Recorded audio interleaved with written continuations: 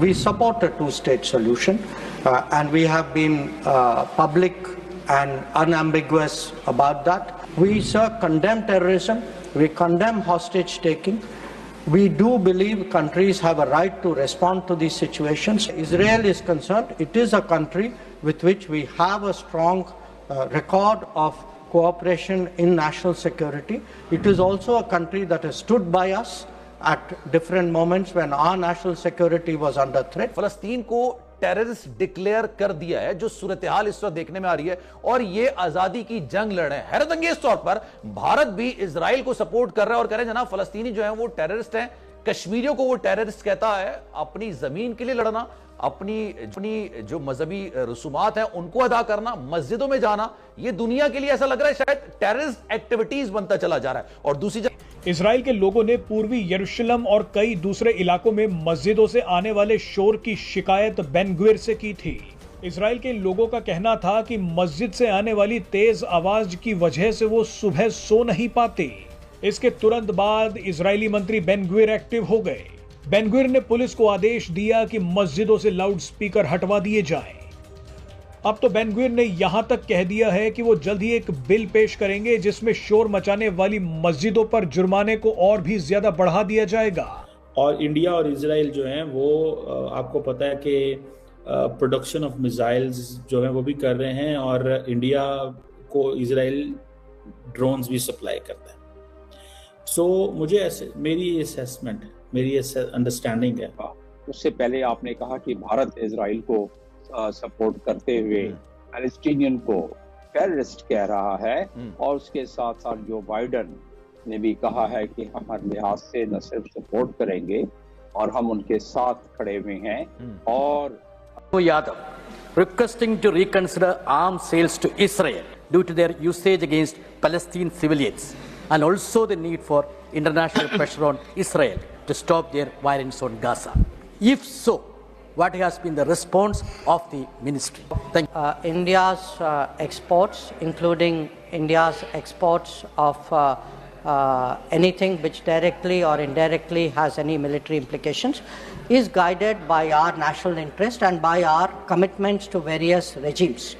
So we are very responsible members of various international regimes, including the Wassenaar Arrangement. Where Israel is concerned, it is a country with which we have a strong record of cooperation in national security. It is also a country that has stood by us at different moments when our national security was under threat. So when we take any decision, we will bear in mind, obviously, the larger circumstances, but we will definitely be driven by our national interest. फलस्तीन को terrorist declare कर दिया है, जो सूरत हाल इस वक्त देखने में आ रही है, और ये आजादी की जंग लड़ रहे हैं। हैरतअंगेज तौर पर भारत भी इजराइल को सपोर्ट कर रहा है और कह रहे हैं जनाब फलस्तीनी जो है वो टेररिस्ट हैं, कश्मीरियों को वो टेररिस्ट कहता है। अपनी जमीन के लिए लड़ना, अपनी जो मजहबी रसूमात हैं उनको अदा करना, मस्जिदों में जाना, ये दुनिया के लिए ऐसा लग रहा है शायद टेररिस्ट एक्टिविटीज बनता चला जा रहा है। बयान करूंगा जी सर। एक इसका खित्ते में बदलते जियोपॉलिटिकल सूरत हाल तो मैं आखिर में लेके आऊंगा। उससे पहले आपने कहा कि भारत इजराइल को सपोर्ट करते हुए पैलेस्टीनियन को टेररिस्ट कह रहा है, और उसके साथ साथ जो बाइडन ने भी कहा है कि हम हर लिहाज से न सिर्फ सपोर्ट करेंगे और हम उनके साथ खड़े हुए हैं। और इसको जो सपोर्ट किया जा रहा है उस पर भी हमारी नजर है। उनका इशारा चंद ममालिक पर है खित्ते के, जाहिर है ईरान पे हमेशा निशाने पर रहा है इस मामले में।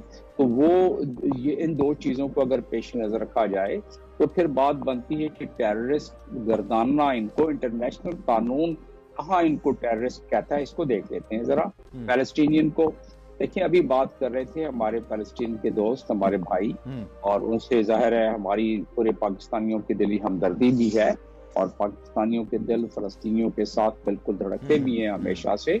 उस लिहाज से देखा जाए तो वो तो जाहिर है ही है, लेकिन अगर इंटरनेशनल कानून के मुताबिक देखा जाए तो चाहे वो पार्टीशन जब से फलस्तीन का हुआ है, पैलेस्टाइन का हुआ है, जो कि सिक्योरिटी काउंसिल रेजोल्यूशन 181 के तहत 47 में, उस वक्त से देखा जाए तो अब तक, और फिर सबसे बड़ी जुल्म और उसकी तादी की बात यह है, जुल्म और सितम की बात यह है कि रेजोल्यूशन नंबर 242 जो कि 1967 में हुआ, जिसमें कहा कि तमाम फोर्सेस विड्रॉ करो जो आपने कब्जा किया था।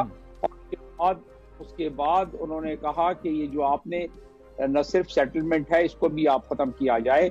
और उसके बाद फिर सिलसिला शुरू हो गया है रेजोल्यूशन 2334 का, जो 2016 में कि सारी सेटलमेंट जो पैलेस्टीनियन टेरिटरी पर है वो।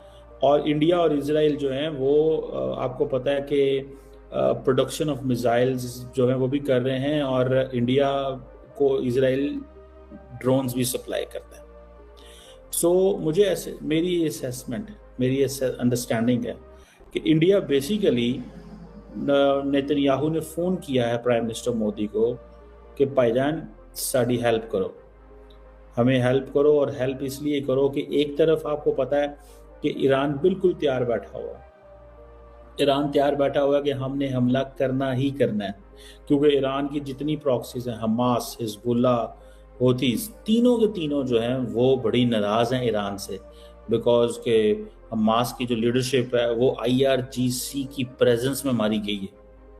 मतलब IRGC ईरानियन जो ईरान की जो रेवोल्यूशनरी गार्ड कोर है उसकी सिक्योरिटी में मारी गई है।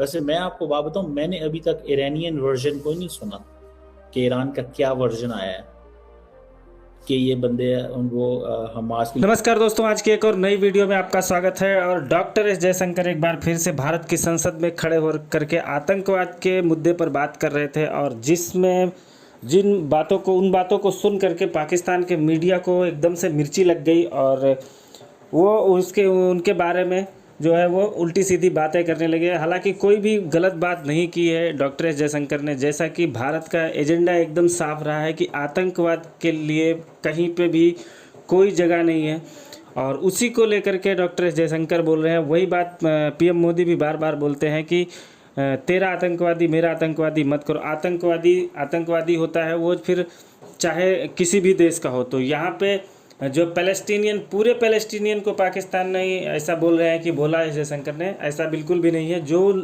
लोग हमास और हिजबुल्ला के सपोर्ट में हैं या जो इनके लोग हैं वो आतंकवादी हैं, क्योंकि सबसे पहले उन्होंने ही अक्टूबर महीने में 7 अक्टूबर को इजराइल के ऊपर अटैक किया था, और उन लोगों को मारा था जिनका कोई लेना देना नहीं था, वो सिविलियंस थे। और सिविलियंस को जो मारेगा वो तो टेररिस्ट ही कहा जाएगा।